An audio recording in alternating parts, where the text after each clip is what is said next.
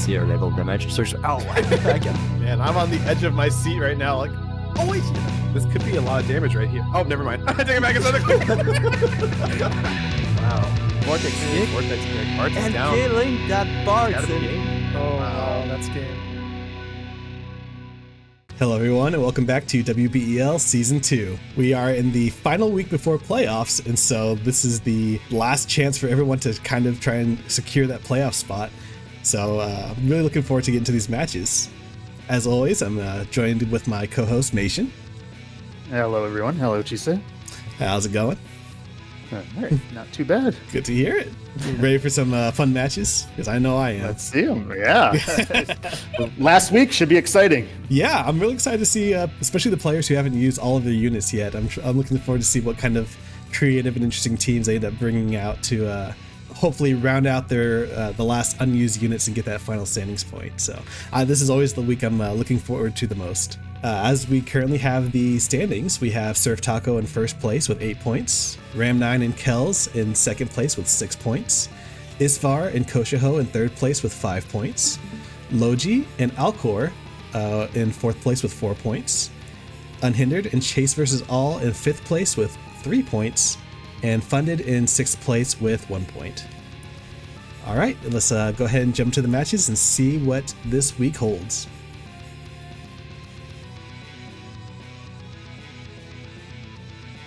All right, so first up, we've got Akor coaching Who's Your Daddy with Surges, Oberon the Auspicious, and Seymour, facing off of Funded with Ravies, El Sorel, and Knight of Ruin Stern.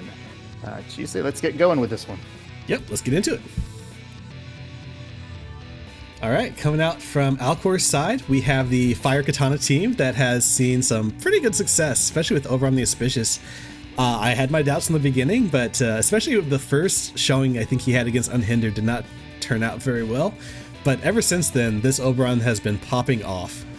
Once again, as Funded, I'm sure Funded is tired of seeing. There's the El Sorel buff, buffing that light and dark resistance, which is very smart coming up against this El Sorel and Knight of Ruin Stern, which, going over to Initial Legion's side, he has been bringing out this team quite often. And I don't blame him. You know, unfortunately, it hasn't had the results I would say that he's probably been expecting. But the damage, as I said last week, the damage is not to be underestimated. So I think that if Alcor's team doesn't have just plenty of bulk in terms of resistances or the evasion, like I saw Seymour use his evasion up buff to dodge this damage, it could really just put a hurting on him. And it looks like the, I would say the agility sync is also there with the El Sorel, Knight of Ruin Stern, and Ravies all going one after each other. So Knight of Ruin Stern coming in and doing 5,000 damage. Quite a bit, but not a lot against the Seymour, actually. Yeah, almost 50%. Oh, but the chain does do a lot and finishes him off. Ravies doing good damage for that tank. And here comes Oberon doing his multi-hit with his second follow-up buff onto the Surges, taking Stern down to about half health. El Sorel coming into the fray, but doing very little damage versus Oberon. The Taunting Blade, that's going to be interesting. Pull some hate. Let's see if that distracts anyone from any kind of AoEs or anything. Yep, there it is. Very little damage versus the Surges, so that Taunting Blade really did a good job there. But Ravies does stun him. He's still got quite a bit of health left after taking a few hits from those two. Here comes a Limit Burst from Oberon, shooting down some dragon tails. I don't even know what's in that animation, to be honest, but it finishes off that Stern. And then here comes El Sorel. Oh, there she goes. She does big damage against the Surges, who is stunned. He's going to be unstunned after this turn. Ravies is going to follow up. Again, only triple-digit damage. That Surges has been hanging in there quite a bit. Another Taunting Blade, doing good damage against the El Sorel. We'll follow up with Oberon. Oh, he pops bells. He didn't have any AP, it seemed like, or very little. Follow up with El Sorel. Let's see what she does. She's going for her Goodnight Rumble, which I think has now been upgraded to maybe proc Sleep, I believe. Takes out the Surges. Oberon feels back up. I don't know if that Limit Burst upgrade was available at the time of their match, though, to be honest. Oberon retaliating, almost killing off the Ravies. Let's see. He procs her courage now. It is 2 versus 1, but we've seen Oberon in this position before and been able to hang in there, either by killing the other 2 units or just waiting out by turns and turning it around at the very end while we watch this Leviathan Esper, which haven't seen this animation in quite a while. I'm glad they didn't skip it. We have a few summon animation fans out there too, so they'll be happy to see that. Oberon's retaliating again to finish off that Ravies. Elserel, doing big damage finally to that Oberon. But let's see, he has plenty of AP now and doing good damage and good follow-up attack, but it's coming down to the wire here. She has 23 AP. What can she do? No re-raise and down to the last hit there.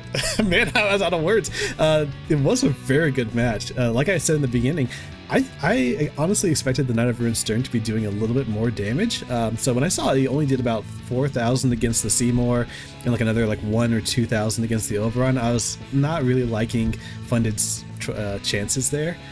But the Elserel, I think, is mostly once the light buff went off from the Aurora of Blessings that she was able to start doing tons of damage. And not only that, but every attack that she was using pretty much every turn was her Blade of Inertia, which is the one that increases the AP cost. And so we saw that one turn where Oberon had to use his bells so that he would have AP. So that increased AP cost probably helped, because if you look at her health, she was only 1 attack away from dying there. Oberon might have been able to have the AP to be able to get off that 1 additional attack on the Elserel if he didn't need to spend a turn using bells. But, I mean, either way, I really like the damage coming out from Funded's side. The bulk was obviously there too. We've seen how much damage the Oberon can do. I was honestly surprised by the tankiness of the Surges as well, with the Seymour dying in 2 hits and that Surges just surviving for so long. I thought all of the vision cards and everything would have went towards Fire Katana, so I expected the Seymour to live a bit longer and the Surges to die instantly, but man, he surprised me, as he seems to do every single week. I shouldn't be surprised at this point with how well Surges does, but he definitely helped take a lot of damage for Alcor's team. Unfortunately, it just was not enough at the very end. Yeah, I agree with all of that. Everything you said was right on point. That Elserel has to be the key of the match. Overall, everything she did was just well timed and perfect. I do wonder if that Surges got out in front before the Seymour, if that Seymour would have been able to do a little bit more damage and tip the tides. But since he was out right away, it seemed like it was too much of an uphill battle for Alcor's side, and Funded ran away with it, especially with Elserel at the end. So key of the match, I have to say, give to Elserel. I'm gonna agree with you. I think there's definitely an argument for the Ravies as well, because I know that she landed the killing blow on the Seymour with like 6,000 damage, which I did not expect coming out from that Ravies. And she tanked for quite a while too, while the Elserel was able to put out some damage, but ultimately the Elserel was the one that had the AP up move, dealt a bunch of damage herself, and finished the job. She was the last one standing, so I gotta give it to the Elserel as well. So GG to both players, and congrats to Funded. GG's.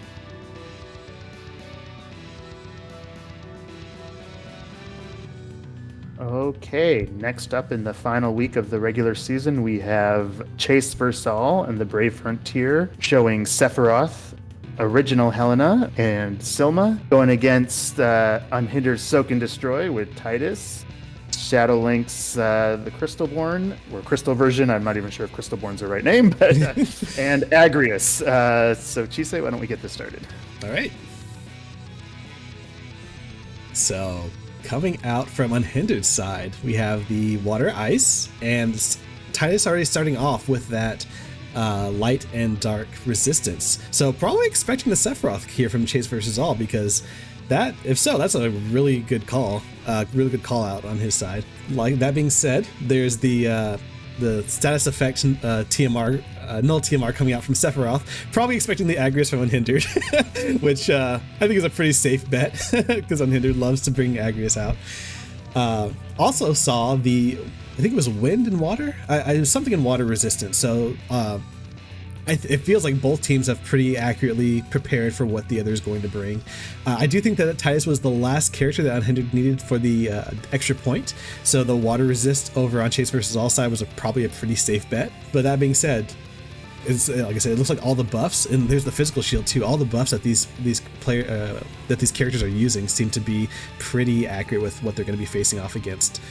I'm expecting to see some quickens coming from the Helena on the Sephiroth, and there's the first hit with the Taunting Blade on the Sephiroth. Yeah, gaining some more hate. And she's on the other side of the map, so that might work out really well for Unhindered. Titus going for a Hastega onto the Shadow Lynx. Let's see if she stays away enough from Agrius. It does look like she's still out of range. Oh my gosh! But he does find the range to hit both of them. Big damage on the Shadow Lynx. Got to be worried. Unhindered's got to be worried a little bit about that. Helena runs forward. I don't think she's casting anything. She might be out of buffs. Silma is still casting buffs in the back line, and that's quite a bit back. So let's see what they can chain up here onto the Sephiroth. A little bit of damage coming from the tank. Titus still not enraged, but refreshes Aurora Blessing, so that's good for the dark resist portion of it. Shadow Lynx is just a very minimal damage there, under 2k.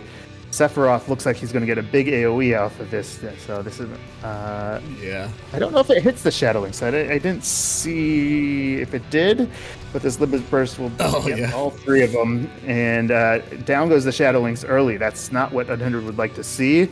That's a lot of weight for Titus and Agrius to carry, but let's see if these collab units can pull something off against the ultimate collab villain.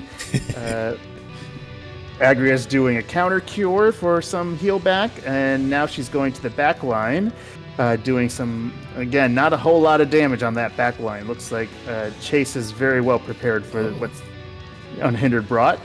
Titus doing good damage.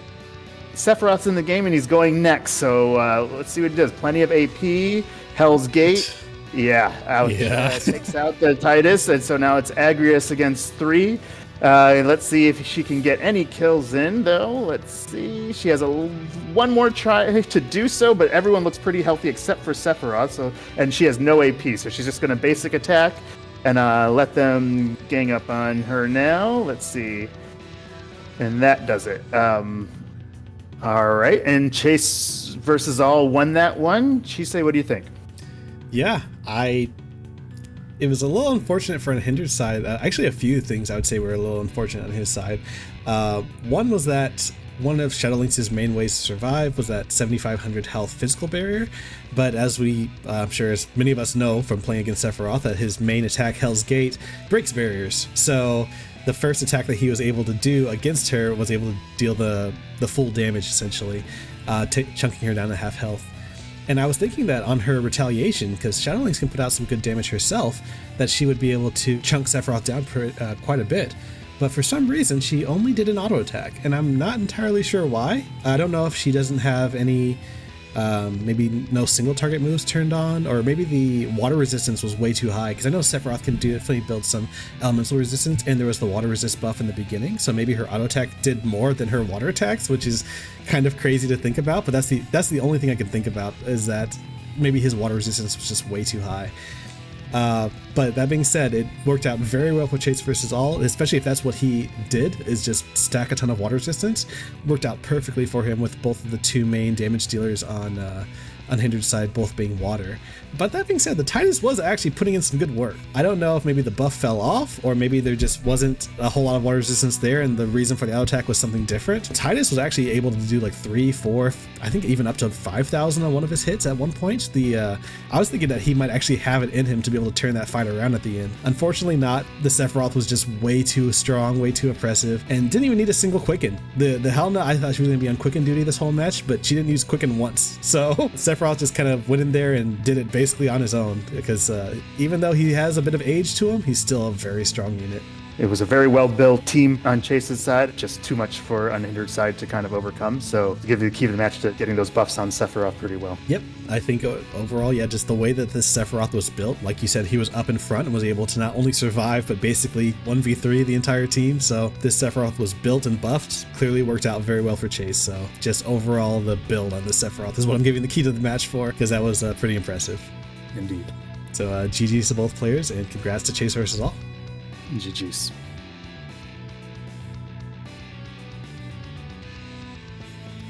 All All right, next up here we have Feather Force, coached by Kellz, with Surges, McLeod, and Fang going up against Ram 9's Rock Boys with Surges, Dialdo, and Kilfei. Chisei, you want to get this started for us? Yep, let's get started. All right, kicking things off with Ram 9's side. I like Ram 9's team here because Kellz already got their standing point. So I think Ram 9 sees that and he's like, you're going to be bringing the Fang. So I'm going to be coming out here with 2 Earth units. Not only that, but 2 very bulky against physical Earth units. The Kilfei, I have seen miracles in these last few weeks with how tanky she can just be in general. And Dialdo, we know, is just very, very tanky and strong as well. So I do like Ram 9's choice of units in this fight. And the Surge is jumping out right ahead. I didn't get a chance to talk. Oh, yeah. he jumped right into there.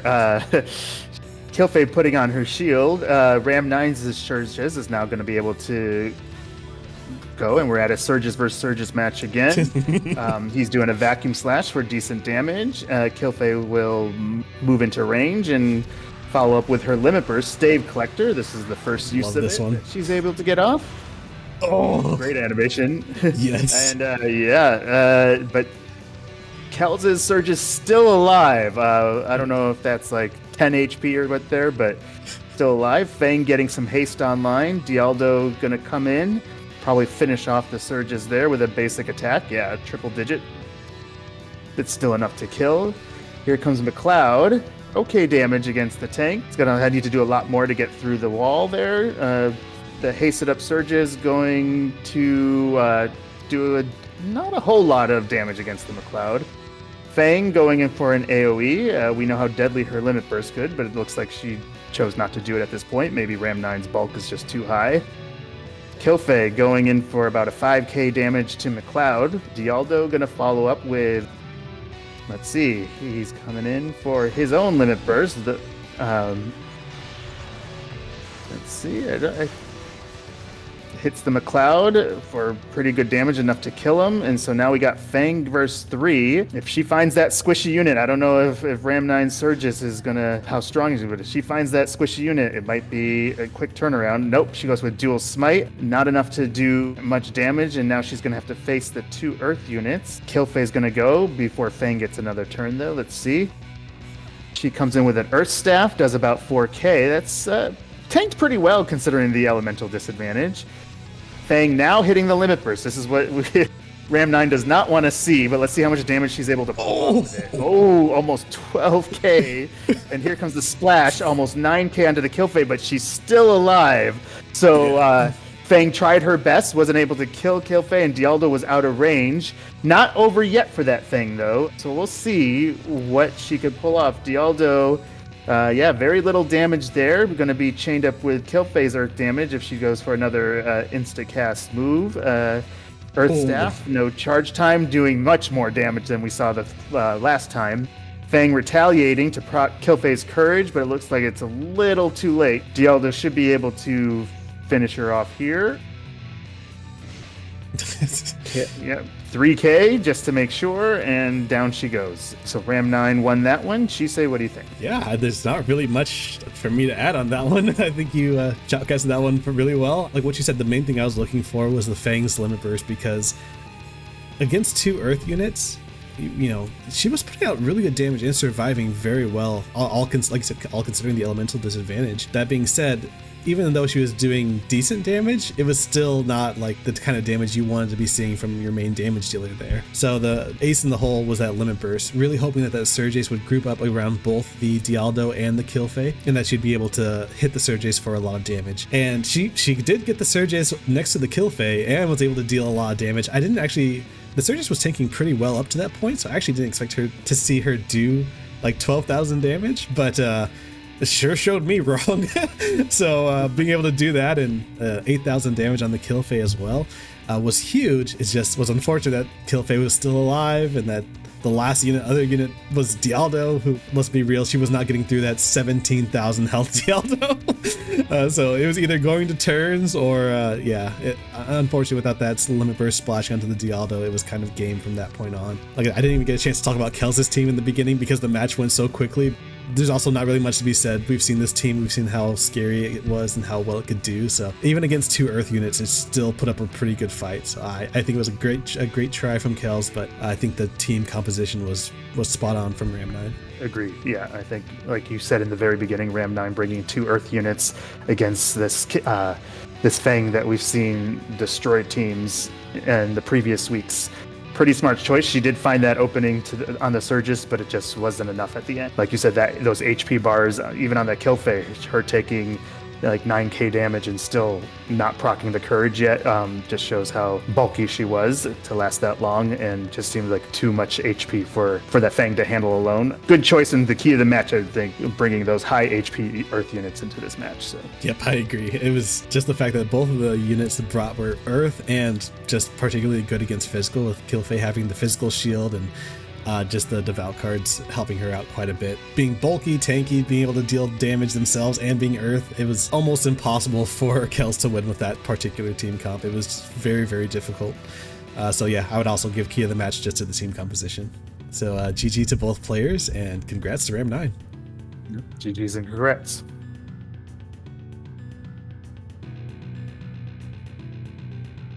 Okay, next up we have a good one. I think it's an important one for the standings going into the playoffs. We have on the left KoushouHaou with Surges, New Lucio, and Marial facing off against Loji and Logical Fallacy with Miranda, Little Lita the SR, and Minwoo. Chisei, why don't you get this started? Let's do it. All right, so from KoushouHaou's side, we got the New Lucio and Mariel.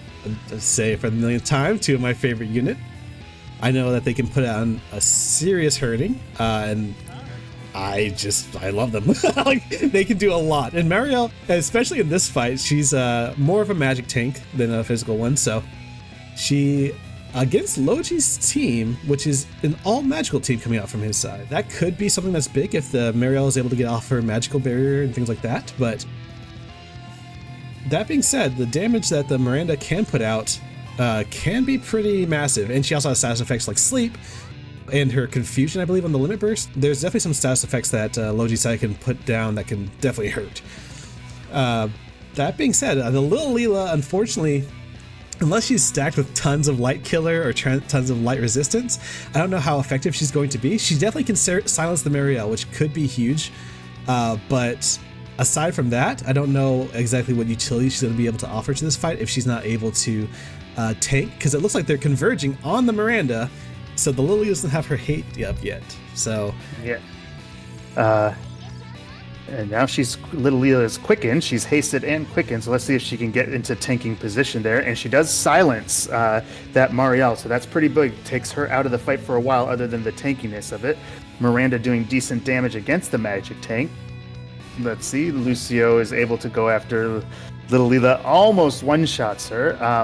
But important, let's see, but we know that Minwoo likes to heal back to full, almost back to full there. Yeah. Surges gets a chance at her now. Let's see how much damage he will do if he leaps in there. He's charging a spell. Don't even know what that can be. Me either, actually. It's been a while since I've seen Surges charge something, so it's kind of... Curative Prayer. Okay. Going with the Cleric sub-job. Very interesting tech. Does some healing. But Lucio kind of taking that Little Leela out of the fight. So Miranda's going to have to do something big here to kind of tip the scales back to more even. But let's see. Is she going to Limit Burst? No, she goes a Water God Dispeller. But the Lucio dodges it.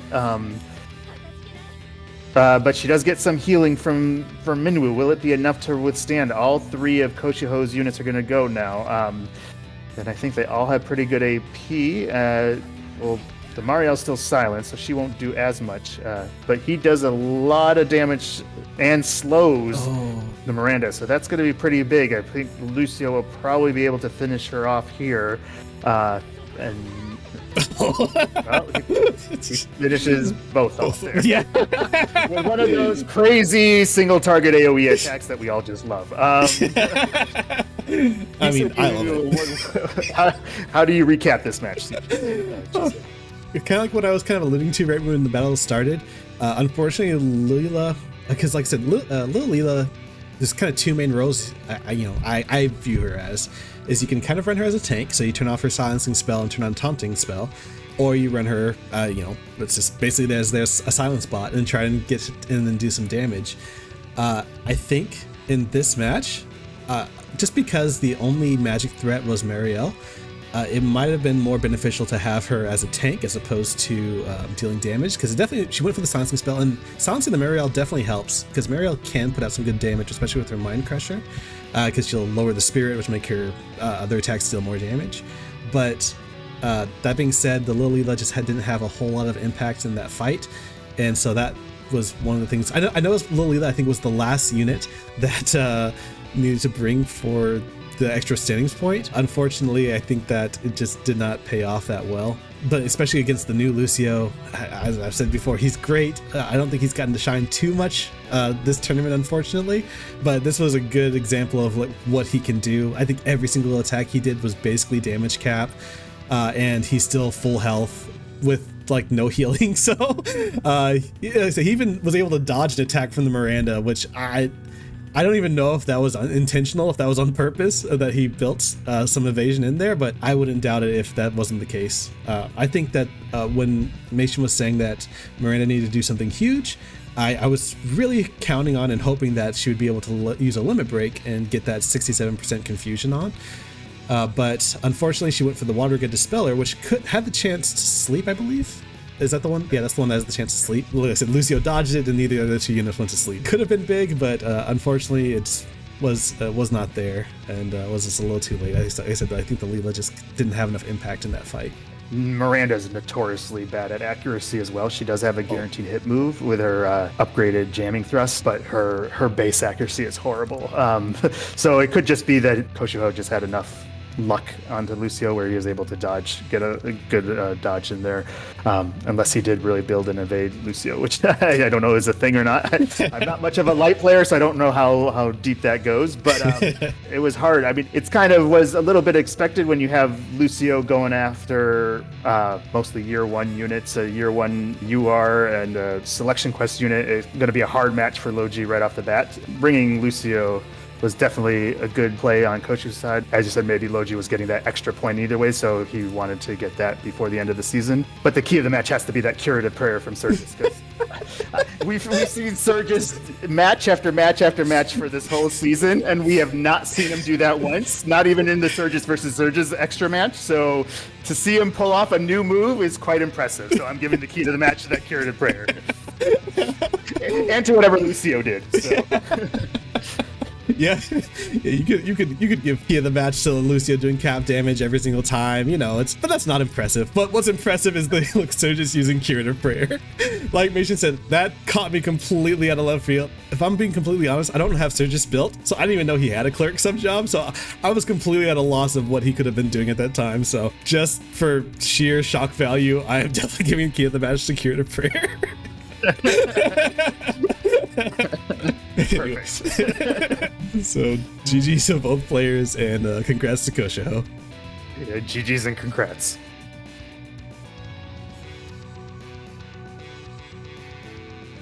Okay, and in our final match of the Enthusiast League regular season, we have the Elda Enthusiast League, coached by Isvar, with young Elda, Minwoo, and Surges, going against Surftaco, who wants us to get enthused about katanas again, with Dea, Dario the Crystalborn, and Seymour. Let's hit play, Chisei. Let's hit play. All right, and something important to note about both of these teams. So one about Enthus's side is that he is currently undefeated, and instead of using his final units for that bonus point, he's just going with what works and trying to hold on to that undefeated record. That also being said for Isvar, I think he also has a unit or two that he hasn't used, and he's just saying, hey, you know what? I'm taking you off that throne. I'm going to make sure you don't end the season undefeated. So instead of going for that extra point, he's going for the win. So we've seen both of these teams before from both sides. Very just powerful teams from both sides. I don't know if I've seen these teams really lose that often, if at all. So, I mean, obviously not Enthus's side because he's undefeated. So we got Elda. He's gotten all of his major buffs online. He's hasted up. So he is ready to rumble. Seymour getting in there. Dea, okay, getting her re-raise off. That was the one buff I was kind of looking forward to. I wasn't sure if she'd use that yet. So Dea getting her re-raise off, and Surges getting to be able to start off the fight with a taunting blade. So using Surges as a tank this fight. Yeah, hits all 3 for some chip damage. Then Dario's going to get in with a limit burst. Let's see if it causes berserk against the Surges. I did see the berserk pop off. Okay, so that will make a little less tanky Surges. Let's see. Elda in range to hit the Dario. Very little damage there. Tanked very well. Probably not what Isvar wants to see. Seymour coming in and doing some more damage. Let's see if Dea now finishes off the Surges. She does, as well as hits a little bit of damage, but does a lot of removals and such from the Elda. Minwoo moving in range to start charging. Dario doing his triple hit for very little damage, but we know that does the chain, but it won't matter because it's Elda's turn coming up next. Minwoo reapplying the haste that Dea removed. Elda looks like he would perfect position to get an AoE, plenty of AE, Lion's Drain, but tanked really well actually by all 3 units. Seymour coming in and going for the backline Minwoo. She gets her turn again. She's just very fast, so we know how dangerous she is when she's fast. She just heals the team back up to full. We've seen it many times. Dea comes in, but does big damage. Let's see if Elda can do anything before that Minwoo is finished off next by the Dario. Again, still tanking pretty well on Surftaco's side. And Dario coming in and able to finish off the Minwoo. So we have an Elda versus 3. Normally, you could keep Elda into the match, but I don't know, versus that very tanky Dario that likes to heal up a lot, it might be a little too challenging, but let's see what he can do. Dea going, not doing a lot of damage. We're used to seeing her doing a lot more, so Elda doing a good job. Down to 24 AP after this move, still not finishing anyone off. Triple Drain's going to start a big slash chain, and both units are going to go right after him with some healing up. Seymour, let's see. This is going to be the 4th hit in a chain. But it's going to be a summon of Odin. Let's see. He's going to jump down. He's going to slice. He's going to do just a little more than 2k damage with an increase, I believe, crit chance effect on the field now. Dea is still not taking Elda down to 0 health. So here he comes in with a Blade Bash. He does stun the Dario. I don't know if that's going to do much now. So now you have them all surrounded by Elda. Let's see. It's just going to be a slow bleed at this point. Dea finishes him off. He's got his re-raise. Dario, who's no longer stunned. Can he claim the kill? Nope. Nope. He gets 89 damage. So Elda gets to do with a 4 AP move. Poke. And then Seymour's got the AP. He should be able to finish it off. Nope. And nope. Dea is going to do it with a basic attack. All right. So Surftaco remains undefeated. Yep, Surftaco making a statement there, saying keep your extra point. I don't need it. I'm going the whole season undefeated with the team that works, and boy, did it work. The thing that surprised me most, honestly, about Surftaco's team was the fact that you had Isvar's Elda, which is no slouch by any means. You had an MR unit who is elementally disadvantaged, surviving multiple hits from that Elda. Like, that Seymour being able to survive multiple hits from the Elda, that floored me. The fact that he was able to survive as long as he did. Whatever Surftaco did to bulk his team up, obviously worked out really well. The damage was even there too. It wasn't the highest damage in the world, but who needs the highest damage when you're able to survive that long? And that being said, the Dea was still outputting like 6,000-7,000, I think with the help of some chains, but still able to do some serious damage, especially to the Surges in the beginning. I was actually thinking in the beginning when the Surges got Berserk, I was like, oh, that's not that bad. He's built as the tank anyways, but then I just remembered Berserk units take additional damage, so he wasn't even able to tank as well as he normally would. He didn't even get an extra turn to move forward and attack. He just died around the spot. So not really much to say about Surftaco's team aside from it's good. It's real good, and it worked out really well. Unfortunately, I said for Isvar, I do think, I might be wrong, but I do think he had a unit or two he didn't bring, so I don't think he claimed the extra standings point. I think he was just hoping to bring his best units for the best chance he had against Surftaco, but unfortunately with the loss, if he did not bring that extra unit, then there's a missed point he could have claimed there. But that being said, who's to blame him when you have a Minwoo Surges Elda team? That's a very strong team that can take on most teams in this league. I do like the effort, and obviously the Elda's bulk was there because it almost went to turns. It's just unfortunately the damage wasn't enough to be able to take on 3 units by himself. Yep. You summarized it. Anything that I was going to say, you've already said it.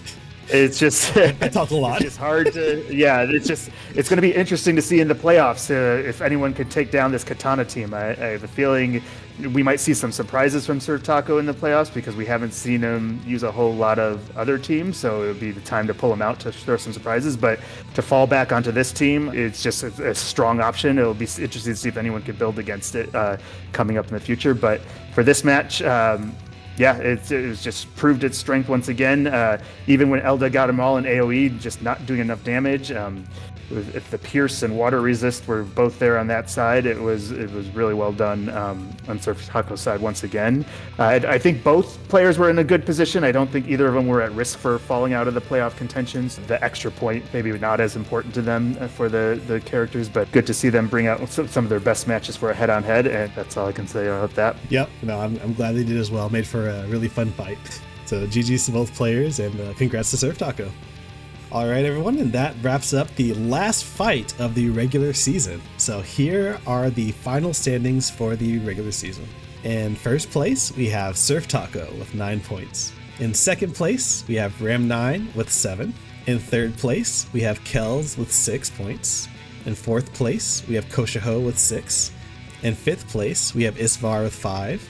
And in sixth place, we also have Loji with 5. For the sake of the playoff brackets, the placing doesn't matter. The placings from 1 to 6 are determined with the 2 rules you see on the side, which is the first way we determine who will take which placing is based off tiebreaker. So the only ones that matter so is between Kellz and KoushouHaou because they both have 6 points, and Isvar and Loji because they both have 5. Because Kellz had beaten KoushouHaou, he takes the 3rd place, and because Isvar had beaten Loji, he takes the 5th place. Thankfully, we don't have to worry about kills, but if it was a weird 3-way tie or something where one player's beaten another but lost to the other, and that whole thing, then we'd go into kills, but thankfully that's not something we need to worry about on this one. So the way that's going to work is that first and second seeds, so Surftaco and Ram9, both get a bye next week. So they will get a whole week to chill, to strategize, whatever they want to do. They get a week off. But for the other 4 players, so we're going to have 3rd seed fight 6th seed. So that would be Kellz versus Loji, and then 4th seed fight the 5th seed, which would be KoushouHaou versus Isvar. Next week, we'll be able to start our first week of the playoffs, and I'm really looking forward to it. Like the regular season, the playoffs are best of 3, so it brings a little bit more stress and strategy to the team building part of it. So it'll be interesting to see like how the players react to each other in like the first and second and third matches if it goes that far. So should be interesting to see how the brackets kick off next week.